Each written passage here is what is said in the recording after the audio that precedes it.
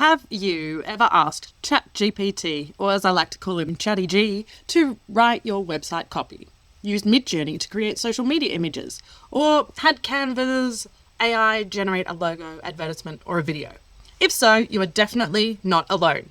AI has become one of the most powerful marketing tools available to business owners. It saves time, reduces costs, and helps people produce content they never would have been able to create themselves. But here's the problem. Many businesses are so focused on what artificial intelligence can do that they're not stopping to ask whether they actually have the legal rights to use what it creates. And that's creating a whole new category of intellectual property risk. Today, we're talking about the hidden IP risks of using AI in your marketing and the few simple steps that you can take to protect yourself and your business. Welcome back to Elise Explains IP. I am your host, Elise Steegstra, IP nerd and commercial lawyer. AI isn't a copyright lawyer. A misconception I see is that people assume if an AI tool generates something, they automatically own it. Unfortunately, it isn't that simple. Different AI platforms have different terms of service. Some grant broad commercial rights, others impose conditions.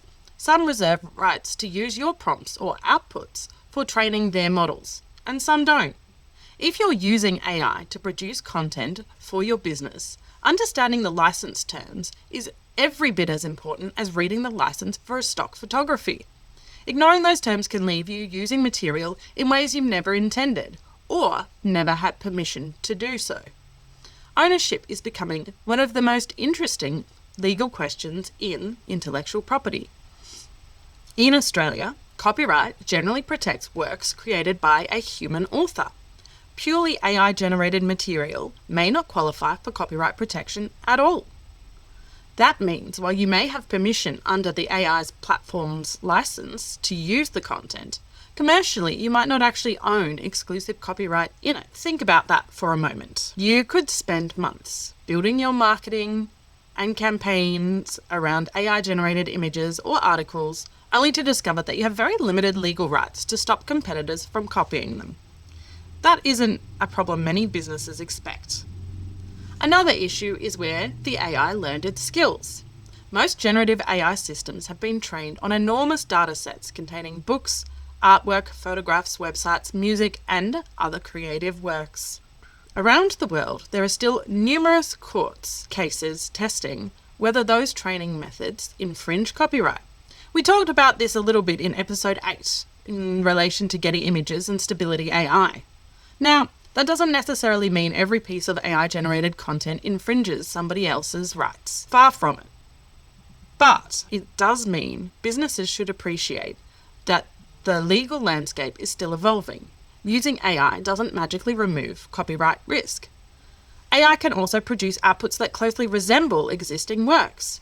Perhaps you've asked it to create a logo similar to Apple's, or write an article or a web page in the style of Nike, or design my packaging to look like Tiffany & Co. Sometimes AI will politely refuse. Sometimes it won't. Sometimes it'll generate something that feels uncomfortably close. The more closely your prompts imitate another business, the greater the risk you're moving from inspiration into infringement. Remember, copyright protects the expression. Trademarks protect brands. Passing off in consumer law protects against misleading consumers. AI doesn't exempt anyone from those laws. Another risk is using AI to recreate existing content, and this is becoming increasingly common. Somebody has uploaded a competitor's brochure, another business's website, perhaps a professional photograph or a podcast transcript, or maybe an ebook, and asked the AI to rewrite it. A lot of people assume that because the wording has been changed, everything is fine. It isn't. If the rewritten work substantially reproduces the original expression or copies distinctive creative elements, there may still be copyright issues. AI is a very sophisticated assistant. It isn't a legal shield. AI is also helping businesses create names and logos, which is fantastic. But here's what AI generally doesn't do. It doesn't check whether someone else already owns the trademark. It doesn't tell you whether your new brand is legally registrable. It doesn't search overseas markets for availability. It doesn't warn you that your brilliant new name belongs to a multinational company. I've seen businesses invest thousands into branding before discovering someone else already owns those rights. Not necessarily AI content, but it happens all the time. And that's a very expensive mistake.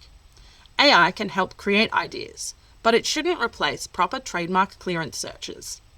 Here's another risk. Many businesses paste confidential information into AI platforms without thinking. Draft contracts, marketing strategies, customer information, product designs, business plans, even financial forecasts. And while many enterprise AI products now offer stronger privacy protections, not every platform works the same way. Before uploading confidential information, ask yourself, do I actually know what happens to this data? Do I have permission from my client? And have I got an appropriate privacy policy? Because if you don't, you may be exposing valuable intellectual property without even realizing it. Another of the biggest emerging risks isn't actually the business owner. It's the team. Marketing staff are increasingly using AI every day, creating blogs, designing graphics, writing newsletters, producing videos, generating advertisements. Without an AI policy, businesses often have no visibility over which AI tools are being used, what confidential information is being uploaded, whether licenses permit commercial use, who owns the resulting content, and whether records of prompts and outputs are being retained. A simple AI policy, or a responsible use of AI policy, can significantly reduce these risks while still allowing your team to benefit from the technology. Because quite frankly, people are going to keep using AI, so let's make it easier and smoother for them. So, what should businesses do? AI isn't something to fear. It is an extraordinary, productive tool. But it works best when combined with good intellectual property practices. So some practical steps include: read the commercial license terms for the AI tools that you use. Don't assume AI-generated content is automatically protected by copyright. Avoid asking AI to imitate competitors or famous brands. Conduct proper trademark searches before adopting AI-generated names or logos. Be cautious about uploading confidential information and implement an AI usage policy for your business. Keep records of significant prompts or outputs that have been used in commercial projects, and have important marketing assets reviewed before major launches. A little caution early on is much cheaper than trying to fix an infringement dispute later.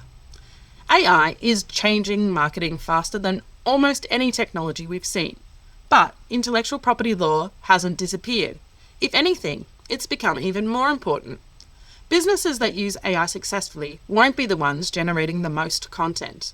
They'll be the ones combining AI with smart legal strategy. Because the goal isn't simply creating more.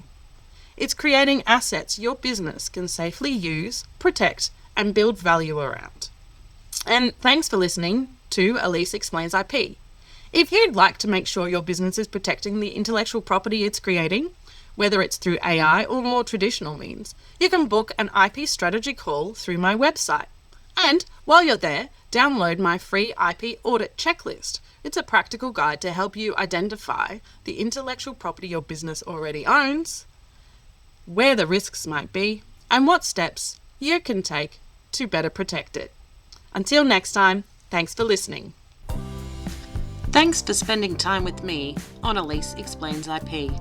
If you picked up something useful, hit follow, subscribe, leave us a review, or send it to a founder friend who could use this information.